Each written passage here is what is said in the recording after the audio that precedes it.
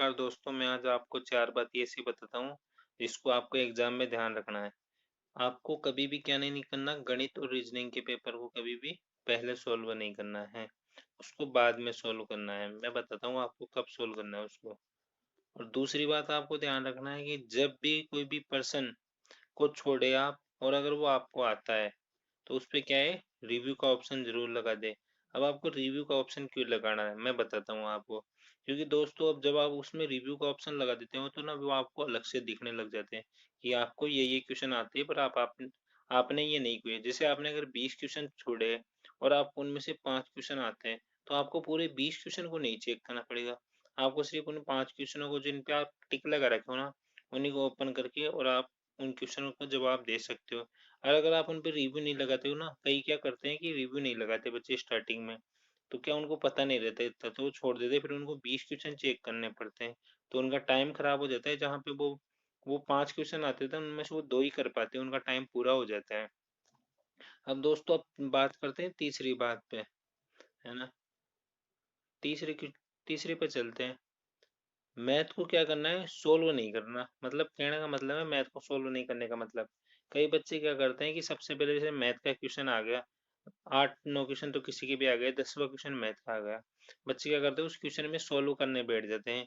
उनमें क्या होता है, उनकी 5 मिनट 10-10 मिनट चल जाती है। अगर वो फंस जाए तो उसमें पजल हो जाए, क्वेश्चन थोड़ा हार्ड हो जाए, तो क्या 10-10 मिनट चली जाती है और वो अपना टाइम खराब होने की वजह से वो क्या, फिर जब घड़ी की तरफ देखते हैं ना, तो वो अपना अस्त व्यस्त हो जाते हैं उस पेपर में।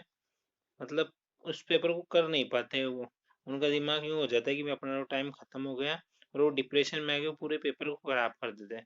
तो आपको कभी भी पहले मैथ का पेपर सॉल्व नहीं करना है।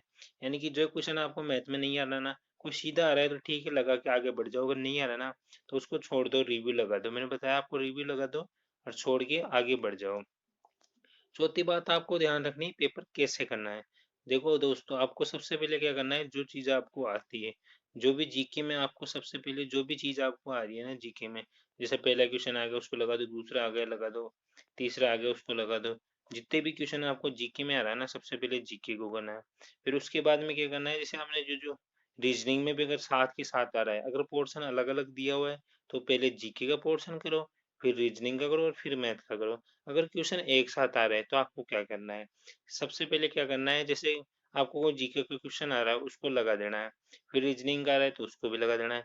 मैथ का अगर कोई क्वेश्चन आता है फिर, तो मैथ का क्वेश्चन में अगर आपको निकालना नहीं पड़ रहा उसको, यानी कि सोल्व नहीं करना पड़ रहा, तो आप लगाओगे। अगर आपको उसमें आपको पता लग जाता है कि भाई हाँ, मेरे को इस चीज़ में टाइम लगता है, तो आपको क्या करना है, उस चीज़ को रिव्यू लगा के छोड़ देना और आगे बढ़ जाना है।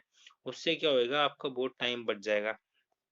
जैसे आप 5 क्वेश्चन ऐसे आते हैं मैथ में, जिसको करने में आपको करीबन 40 मिनट लग जाती है ना दोस्तों। बहुत से क्वेश्चन आते हैं, चलो यूँ मान लो 20 मिनट लग जाती है।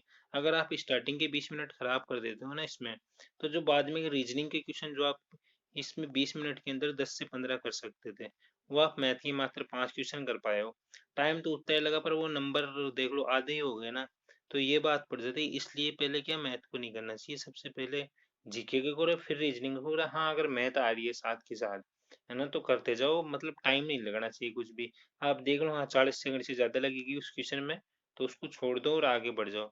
दोस्तों, अगर आप इन बातों का ध्यान रखते हो ना, तो आपका, मैं बोलता हूँ आपके जैसे 80% नंबर आ रहे हैं तो आपके 90% आएंगे, क्योंकि ये फ्री ऑफ माइंड, अगर आप इन बातों को ध्यान में रखते हुए करते हो। जैसे पहले आपने जीके का पोर्शन सोल्व कर लिया, है ना, उसमें 40-45 क्वेश्चन है ना, उसमें 45 क्वेश्चन आएंगे, उसमें से जैसे आपने 25-30 कर लिए।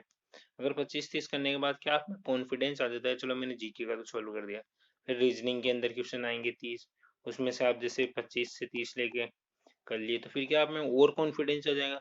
तो अगर आपकी मैथ कमजोर भी है तो वो आपको वैसे ही आपसे सॉल्व हो जाएगी, क्योंकि फिर वहाँ पे दिमाग अच्छा काम करने लग जाता है ना। तो दोस्तों, इन बातों का आप ध्यान रखना। अब दोस्तों, अगर आपको वीडियो अच्छी लगी है तो लाइक करना और शेयर करना, और चैनल को सब्सक्राइब कर लेना ऐसी वीडियो आगे पाने के लिए। धन्यवाद दोस्तों।